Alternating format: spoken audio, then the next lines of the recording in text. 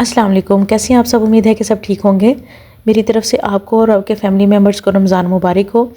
मैं आपके साथ शेयर करूंगी अपने रमज़ान की रूटीन। यहाँ पर सहरी का टाइम था और मैं बना रही थी रोटियाँ और पराठे।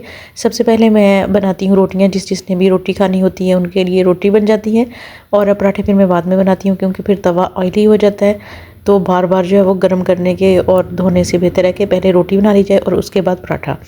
रोटियाँ मैंने बना ली थी और अब मैं पराठे बना रही हूँ।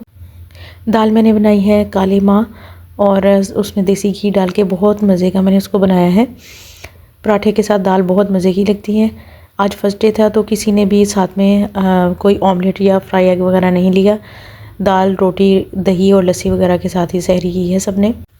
सहरी करने के बाद साथ ही फिर नमाज़ और कुरान पाक का टाइम हो जाता है। फजर की नमाज़ पढ़ने के बाद फिर मैं सोती नहीं हूँ, तिलावत वगैरह करती हूँ।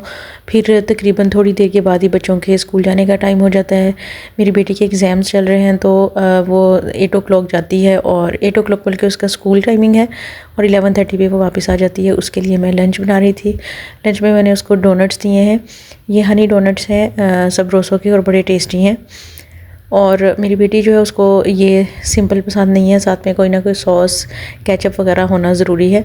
तो फिर मैंने साथ में केचप भी रख दिया था और वाटर बोतल भी उसको दे दी थी।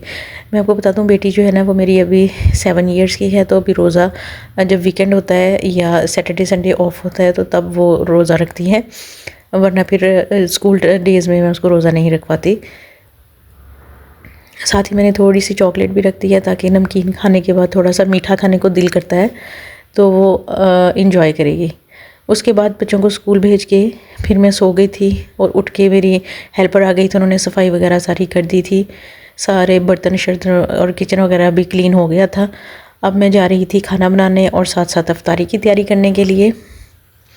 मैं एक ही दफ़ा जाती हूँ किचन में, और खाना और इफ़्तारी साथ ही बना के फिर मैं फ़्री हो जाती हूँ। इफ़्तारी में सबसे पहले फर्स्ट जो थी वो पकोड़े थे। पकोड़ों का सामान बना रही हूँ। सबसे पहले मैंने आलू कट किया है बारीक बारीक सा, और साथ ही इसमें प्याज और सब्ज़ मिर्चें डालूँगी। पकोड़ों में मैं हरा धनिया भी ज़रूर डालती हूँ क्योंकि उससे और पालक से पकोड़े बहुत मज़े के, कलरफुल और सॉफ्ट बनते हैं। सॉफ्ट भी होते हैं और क्रिस्पी भी होते हैं। सब्ज़ मिर्ची मैं ज़्यादा नहीं डालूँगी, बस 1-2 ही डालूँगी क्योंकि बच्चे भी हैं तो वो भी साथ में खाएंगे। अब मैं इसका मिक्सचर ऐसे बना के बेसन इसमें डाल के, मसाले वगैरह डाल के मैं इसको रख दूँगी। इसमें पानी या कोई भी चीज़ ऐड नहीं करूँगी।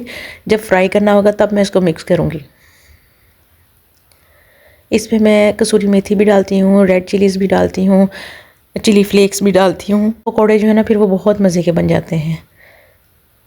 और इफ़्तार के लिए मौसम तो आजकल बहुत ठंडा चल रहा है तो ज़्यादा ड्रिंक्स वगैरह की ज़रूरत नहीं होती। ये सिर्फ बच्चे हैं जो शौक़ से ना पीते हैं, तो फिर मैंने एक जग बना लिया टैंक का। साथ ही अब जो पकोड़े बनाने थे उसके लिए मैं चटनी बना रही हूँ। पुदीने की चटनी, साथ में धनिया है, दही 2-3 चम्मच डालूँगी, नमक, सुरख मिर्च और ज़ीरा। बड़ी मज़े की ये चटनी बन जाएगी। इसको आप वैसे भी खा सकते हैं और रायता बनाने के लिए भी ये इस्तेमाल होती है। रोटी, सालन और कोई भी चीज़ अगर सब्ज़ी वगैरह हो तो उसके साथ ये ऐसे ही चटनी खाई जाती है और बहुत मज़े की लगती है। अब यहाँ पे मैंने दही में इसको मिक्स कर दिया है। पकौड़ों के लवाजमात मैंने तैयार कर दिए हैं। अब यहाँ पे फ्रूट चाट की बारी थी। फ्रूट्स में मेरे पास थे सेब था और केले, अमरूद, स्ट्रॉबेरी, ये सारे मैंने डाल दिए हैं फ्रूट्स कट करके। और जब भी मैं फ्रूट चाट बनाती हूँ ना तो उसमें दो चम्मच शक्कर की ज़रूर डालती हूँ। उससे ना एक तो फ्रूट चाट पे ग्लेज़ बहुत अच्छा आता है और साथ ही उसका टेस्ट बहुत अच्छा हो जाता है। फ्रूट चाट ना मुरझाई नहीं लगती। और ऑब्वियसली चाट मसाला भी डाला था। और पकोड़े मैं एन टाइम पे बनाती हूँ जब 15-20 मिनट रह जाते हैं, क्योंकि गर्म पकोड़े खाने का ज़्यादा मज़ा आता है। यहाँ पर मेरे हस्बैंड लाए थे समोसे और रोल वगैरह, और मैंने पकोड़े बनाए हैं। समोसे रोल बच्चों के लिए ही आए हैं। मैं और मेरे हस्बैंड जो है ना वो बहुत ट्राई करते हैं कि हम ज़्यादा ऑयली चीज़ें ना खाएं, जितना हो सके हेल्दी वे में रह के ना तो वही चीज़ें खाई जाएं। लेकिन क्योंकि ये फ़र्स्ट इफ्तार्स हैं, सेकंड और फर्स्ट वाले, तो इसमें 1-2 दफ़ा ये चीज़ें बनेंगी। उसके बाद फिर आहिस्ता आहिस्ता ख़ुद ही जो है ना हेल्दी की तरफ जाना शुरू कर देंगे, हेल्दी ईटिंग की तरफ। यहाँ पर पकौड़े मैंने डाल दिए थे गर्म ऑयल में। अब हल्का सा इनका जैसे ही कलर चेंज होगा इनकी साइड्स में चेंज कर दूँगी। मैं इस तरीके से पकोड़े बनाती हूँ और ये बहुत मज़े के होते हैं। ये देखें, इनकी लुक देखें, बहुत जैसे ये नज़र आ रहे हैं खाने में भी ऐसे ही टेस्टी थे।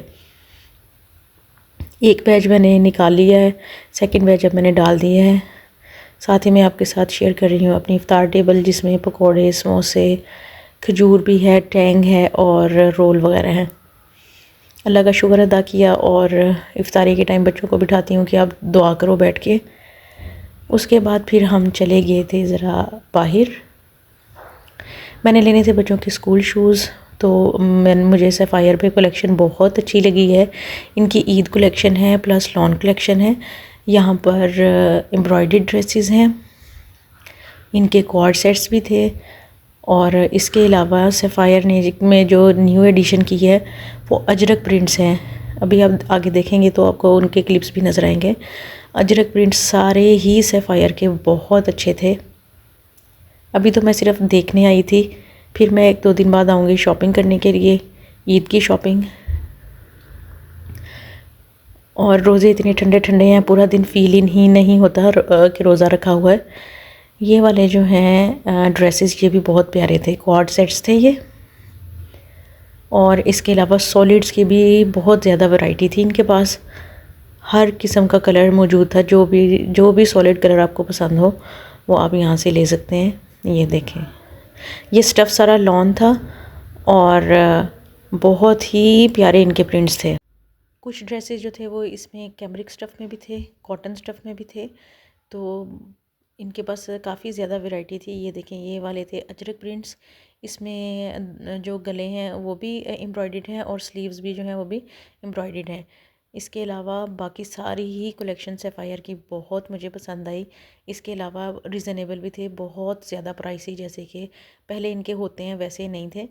प्राइस रेंज भी इनकी थोड़ी सी कम है। ये देखें, ये वाला ड्रेस मुझे इतना पसंद आया है, हो सकता है कि मैं ईद के लिए यही वाला ड्रेस ले लूँ।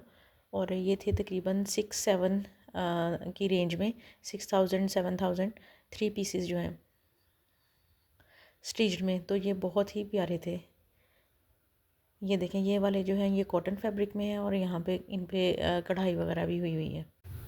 सफ़ायर के बाद फिर मैं आ गई थी बाटा पे, यहाँ पर बच्चों को शूज़ शॉपिंग करके दी।